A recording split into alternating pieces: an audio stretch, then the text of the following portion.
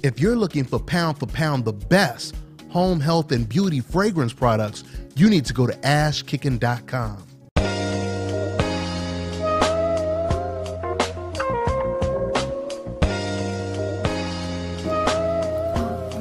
Hi, you're watching Dontaesboxingnation. It's me again, D.Andrade here. I couldn't make it to the David Lemieux and Billy Joe Saunders fight, but I'm willing to fight either one of them guys. David Lemieux, I called you out twice to try to make it happen with HBO. Not publicly, but I did try to make it happen with you. You turned it down twice.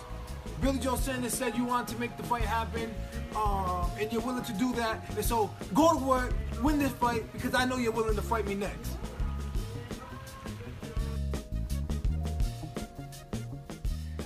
Dontaesboxingnation, what's going on, guys?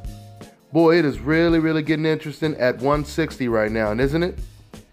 The WBO middleweight champion, Billy Joe Saunders, he just dominated David Lemieux the other day, and now everyone is coming out the woodworks calling out BJ Saunders.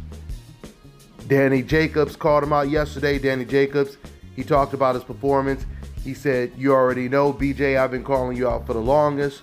And now D.Andrade is calling him out as well. I have to say, guys, it's really getting tough for fighters like BJ, Gennady Golovkin, and even Canelo Alvarez.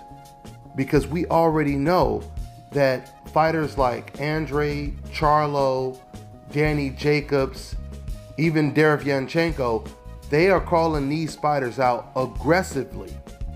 And fighters like Canelo, BJ, and Golovkin, they're not even mentioning these fighters' names. So it'll be really interesting to see out of BJ, Canelo, and Golovkin, who's going to be the first fighter to either take on one of these tough challenges or vacate their belt. Gennady Golovkin is going to have to make a serious decision really soon when it comes to Charlo being his mandatory. Because once again, I talked to Abel Sanchez yesterday. The interview is up on my channel. If you guys missed it, check it out.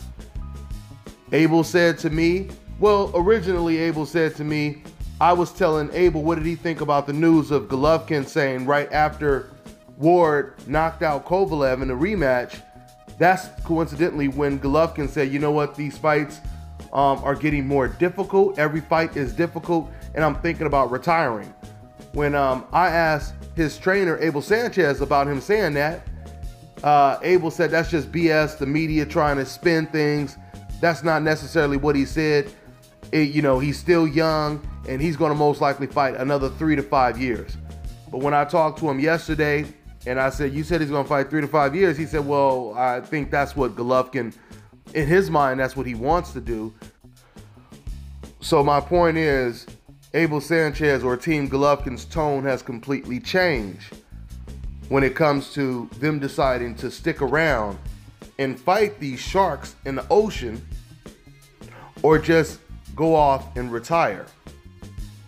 Because it wasn't too long ago that Golovkin was sitting in the park by himself with no one to play with. He had no kids to play with. Now he got some of the toughest knuckleheads to play with in the division. He's got some serious kids to play with now. All right? So let's see if he shows up at the park now.